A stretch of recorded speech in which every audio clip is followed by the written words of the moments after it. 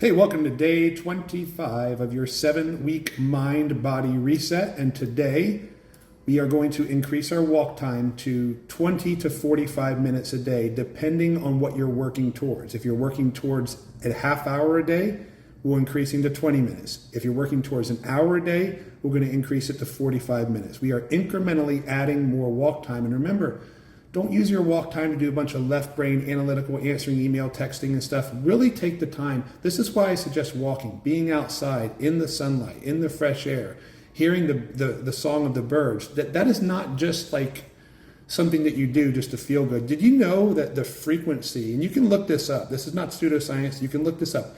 The frequency that birds chirp at is actually the same as the frequency of the violin parts in a lot of old classical music like Mozart, which actually stimulates regions of the brain that cause what's called alpha waves and puts you in that really in the zone, confident feeling.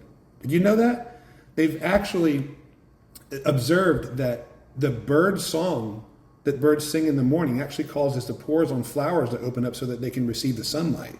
Has the same type of effect on your mind. I could say similar things about breathing in fresh air, getting sunlight exposure on your skin, vitamin D, and all the other things, but just take my word for it.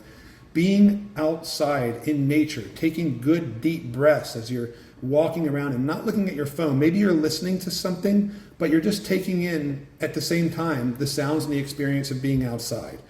It will work wonders, okay? So this is not just about cardiovascular exercise. For those of you who are thinking, well, I'm just gonna do my walking on a treadmill.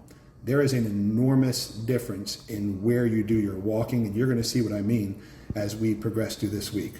And again, the insight for this week is that if something takes you more than 24 hours to recover from, don't do it any more than 3 days a week. I know you're probably heard me say that so many times by now, you're wanting to puke, but remember, you do not want to achieve big, sweeping, categorical goals at the expense of your momentum, right?